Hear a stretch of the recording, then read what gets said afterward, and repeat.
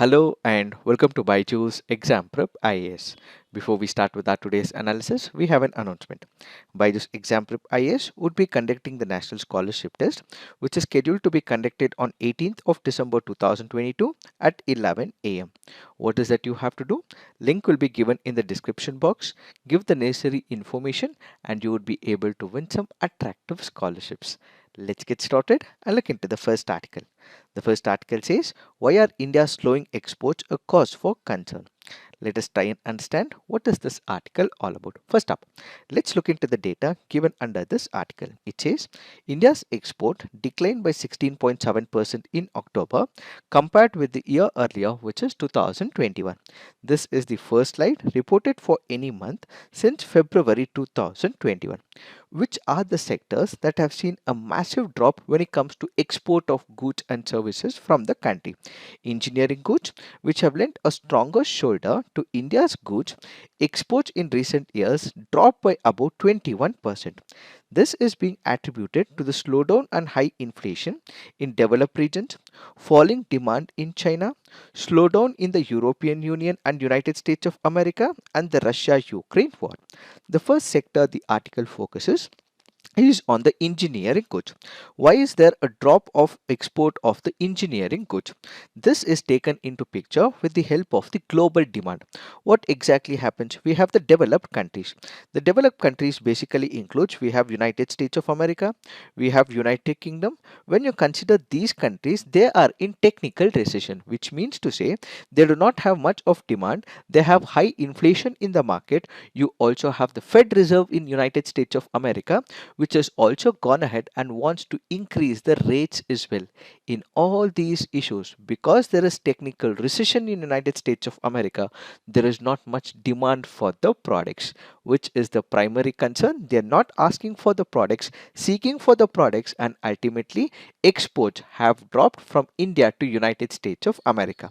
When you consider to couple of other countries, for example, there is skyrocketing inflation in the European Union. There are many other countries which are not accepting goods. That is because of the inflation, possibly because of the Russia-Ukraine war. So because of Russia's invasion of Ukraine, there is skyrocketing inflation and the demands have also dropped. Exports have dropped considerably as well.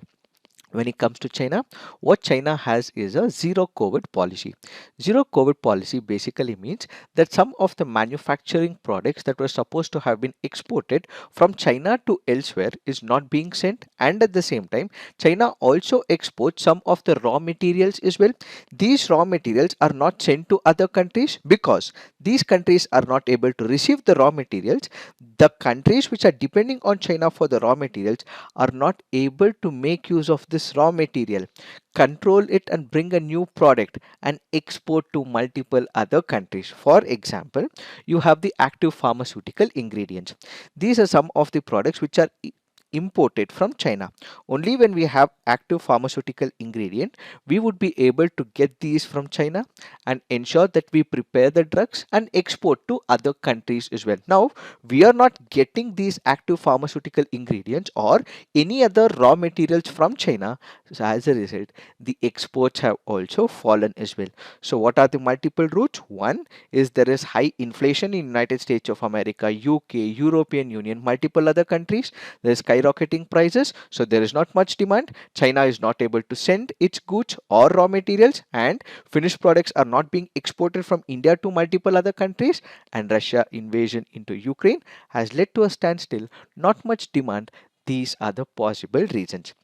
The Commerce Ministry pointed out for October a decline of $2 billion worth of exports was seen in steel and allied products, highlighting the fact that the government had levied an export duty on these products to help increase local availability and hence temper local prices.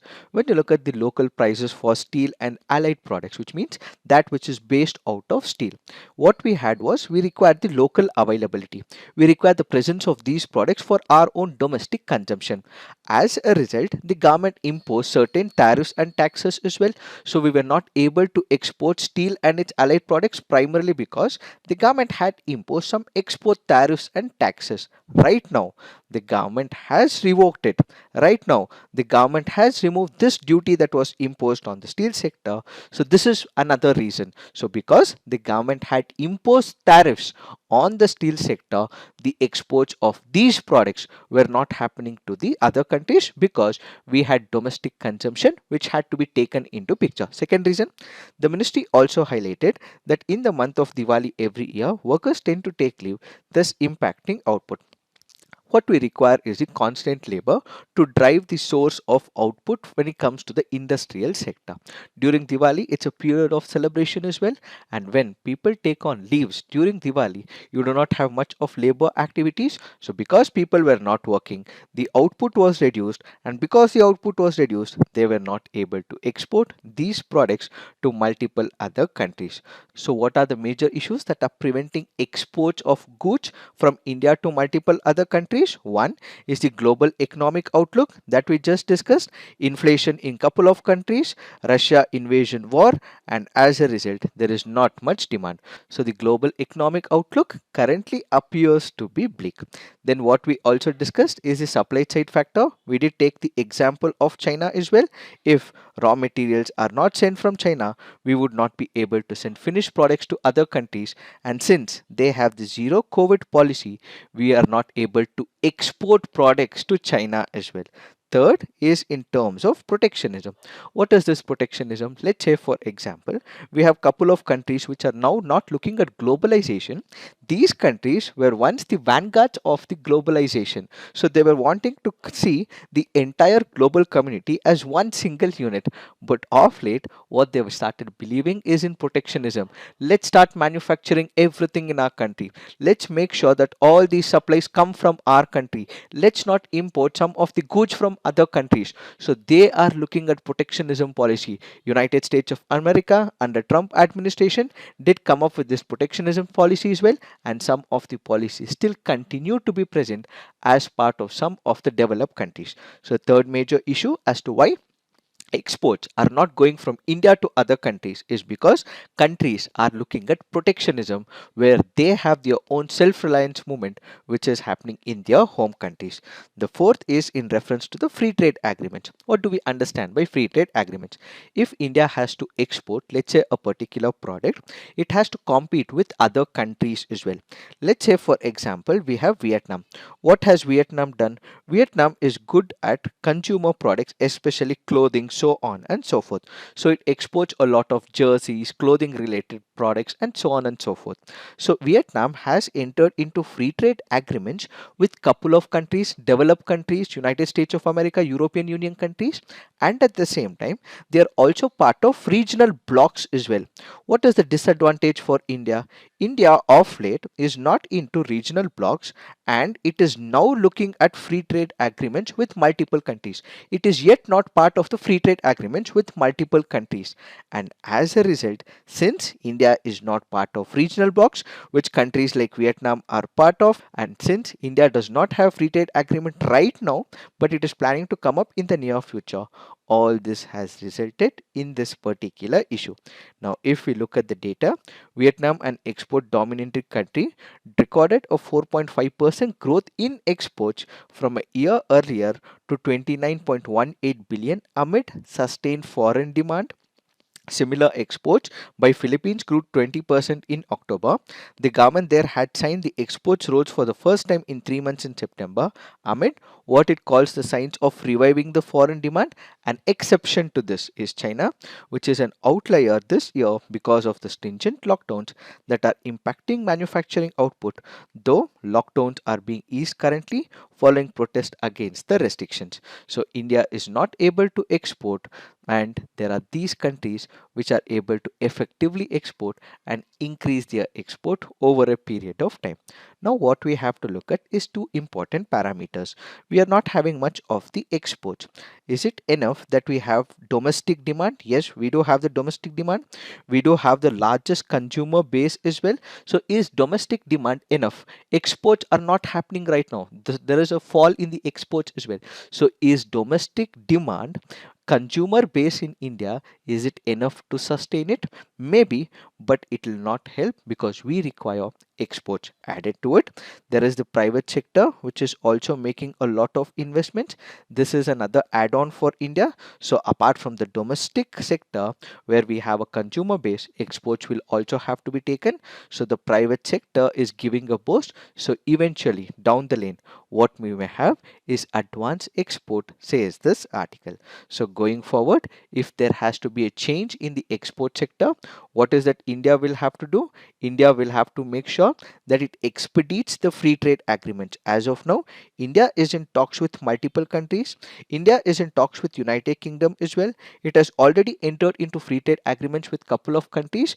All these processes will have to be expedited, so there are no barriers for India's products from India to another country. So making sure that we negotiate these free trade agreements, for example with European Union, UK, so on and so forth, is the first criterion, and added to it we have to make sure that we lower the tariff, address the supply side bottlenecks, so that we are able to look at the external sector challenges. It is this that we have to understand with respect to this article. Now let's look into the next article. This article says warning sign. We have two articles. Both these articles, the other is row in house over China border tussle. Both these articles are speaking about transgression made by China along the line of actual control in the Tawang, which is in Arunachal Pradesh. We did discuss what this issue recently in our big news. If you've not yet watched it, please do watch it. We have discussed why China keeps invoking Arunachal Pradesh as its part.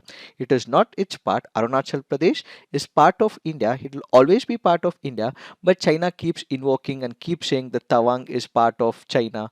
That is because it assumes that Tibet is part of China. So all this is what China keeps invoking because of its historical background. But that is not so. So why China keeps invoking it? We have already discussed that as part of our big news. But what are we going to discuss today? Today, what we are going to look at is a concept called as salami slicing. We will also look at what lessons India and Indian government can draw in the near future and some of the recommendations given under this article. First up, we have to understand the concept of salami slicing. What is this salami slicing? This is a divide and conquer tactic used to dominate opposition territory piece by piece. Let me simplify this process for you. Let's say, for example, there is a huge piece of land. Let's say there is a huge piece of land. If a country is invading, directly taking on the entire land, what it is declared as a war. So when it is declared as a war, what would happen? There will be international media, there will be other countries stepping into it. It can request the aggressor to control and make sure that all these international developed countries start supporting this victim state, which means the aggressor state will be immediately criticized. That is because this aggressor country is been trying to take over this entire piece of land. Let's take the example of Crimea. Crimea was a huge piece of land. Right now in Ukraine as well, when Russia invaded Ukraine, most of the countries did criticize Russia. Why? Because it is a huge swathe of land. When such a land is captured, it is treated as an aggression by the aggressor, and the victim state will be provided most of the facilities by the developed nations. But what is this salami slicing? In the salami slicing, which happens to be one of the concepts of China, they do not concentrate at the entire state. They have a border issue with one of the state, let's say for example India, or with any other country as well. What do? They basically target small pieces of land, let's say a part of land. So these parts of land are captured at a very minuscule level. They do not focus on the entire piece of land as a whole, but instead brick by brick, area by area, kilometers of land will be captured as part of this salami slicing. Why does China do so? That is because, let's say this is a piece of land, this is a desired boundary that we have between India and China. What does China do? It enters about 500 meters, or let's say 1 kilometer. It captures this particular area. After that, it again enters another another 500 meters. It captures another bit of area.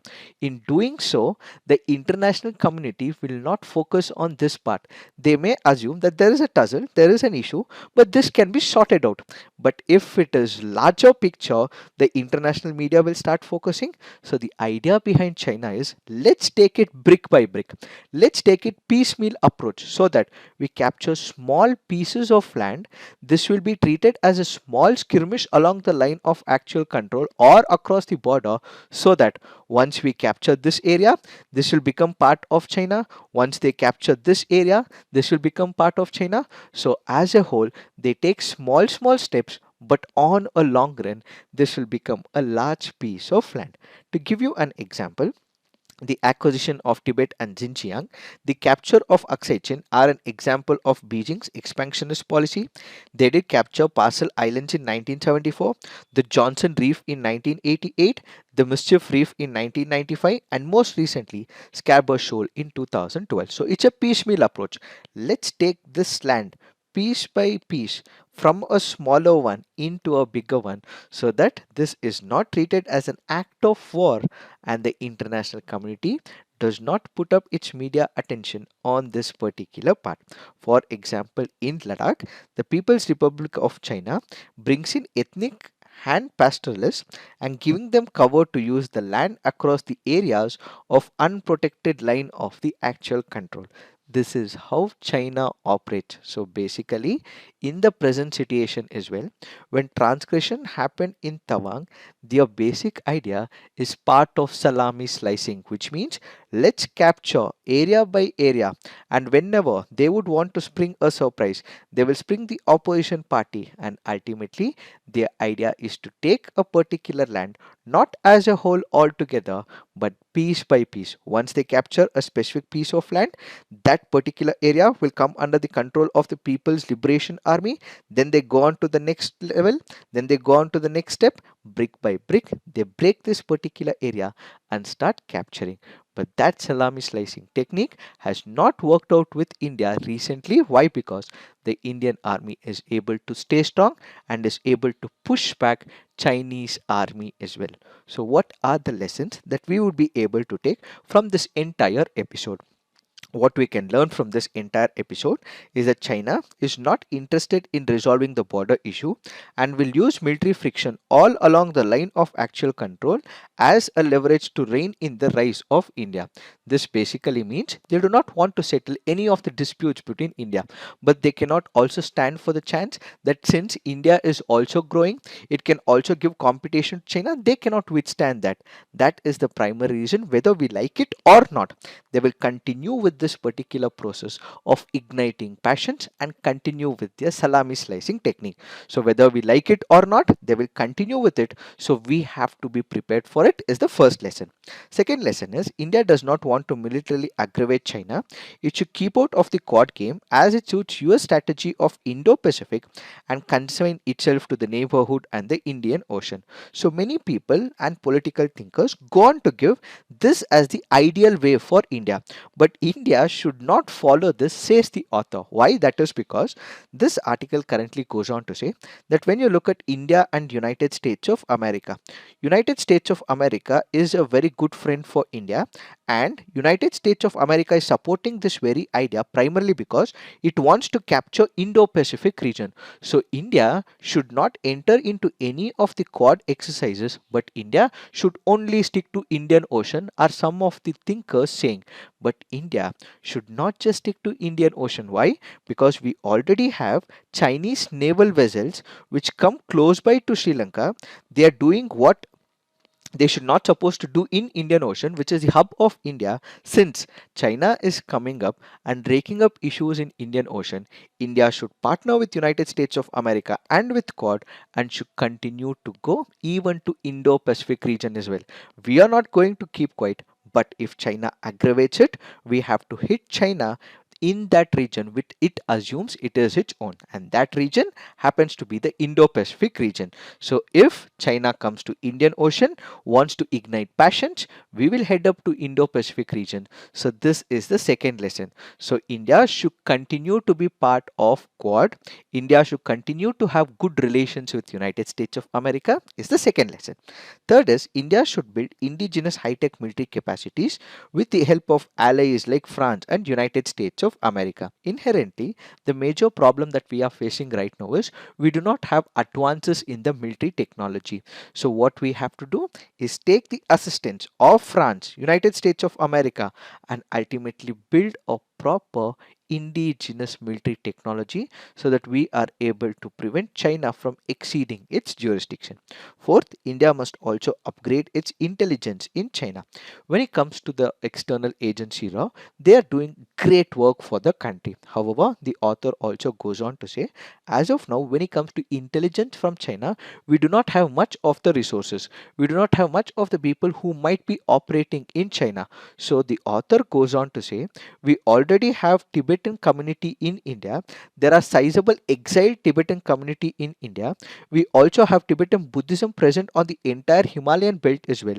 So Indian intelligence should make use of it and get all the information. We should not be taken by surprise like how it happened in Tawang, like how it happened in the Galvan Valley, but instead we should be prepared. We should not be the aggressors, but we should know when exactly Chinese may do this and conduct an insurgency to prevent all these transgression. What we require is the intelligence. So make use of the exiled Tibetan community in India is the fourth lesson. And finally, the author goes on to say that Indian Army must get rid of its 1962 war negative mindset. So what is the way forward? The government will have to be transparent about this process. So they have to take the opposition and the public into confidence to deal with this transgression by China, and at the same time we should also resume dialogue, says the author. As of now, we are not having much of communication with China, so initiate the dialogue and put out India's concerns at the highest level. It may or may not accept it, but at least we have put out the concern at the highest level, is what we have to focus on, says this article. It is this that we have to understand with respect to this article. Now let's look into the next article. This article says energy conundrum. Let us try and understand what is this article all about. This article currently goes on to say that when it comes to India, India has made a promise of increasing the non-renewable energy sector, especially in the solar power. India has committed and promised to source nearly half of its energy from the non-fossil fuel sources by 2030, and in the shorter term source at least 60% of its renewable energy from the solar power. So India is right now focusing on making sure they increase the renewable energy sector in the India's power sector. But this particular idea has to be promoted. What is the agenda of the government to promote this particular idea? The government in the year 2014 announced that solar parks and ultra mega solar power projects policy will have to be created in order to enhance the share of solar power when it comes to the overall power composition. The initial plan was to set up 25 parks capable of generating at least 20,000 megawatts by 2019. In 2017, the government scaled this up to 61 parks with a target of 40,000 megawatt. It emerges, however, as of 2022 that only a fourth of the capacity has been achieved. That is, projects worth only 10,000 megahertz have been commissioned. What are the major impediments? Why is the government not able to achieve the success rate when it comes to the solar power? There are three reasons that we have to look at. One is acquiring the land. Whenever a project has to be initiated, solar power project has to be initiated, what we require is the land. But acquiring the land is become a major obstacle for the government. The second is in terms of the infrastructure. When we require the solar energy or the solar power that has to be extracted, what we require is the required infrastructure to transmit power from one area to another. the infrastructure is currently not being met, so that happens to be the second reason. And third is in reference to the environmental issues. Let's say in the regions of Rajasthan and Gujarat, if we have to take some land for solar energy, these have been the areas which have been the habitat of critically endangered green Indian bustard. So the third being the environmental issues. So the first is to do with acquiring the land, second is to do with the infrastructure, third is to do with the environmental habitat, and as a result we are not able to make solar energy program successful. By the end of 2022, India had committed to having in place 1,75,000 megawatt of renewable energy capacity with 1 lakh megawatt from solar power. However, only around 61,000 megawatt of such capacity has actually been installed for a few years now. There have been considerable hype around the solar power achieving grid parity in India, meaning power companies are able to sell it at a lower price or as much as conventional sources, but this does not account for the subsidies or the concessions front loaded by the government. So what is the way forward? Yes, renewable energy is important. We have to look at couple of sources like solar power, wind power, so on and so forth. But is wind power, solar power, renewable energy, is it the only panacea for this entire issue? Is what we have to focus, says the author. So solar power may be a valuable tool in India's energy transformation, but it cannot be the panacea for every need, says the author.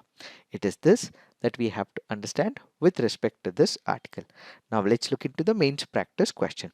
The slowdown in merchandise exports is a reflection of tough global trade conditions. In the light of the statement, discuss why India's exports are falling. The face-off on the line of actual control in Tawang looks like a well-planned strategy by China to change status quo on the line of actual control.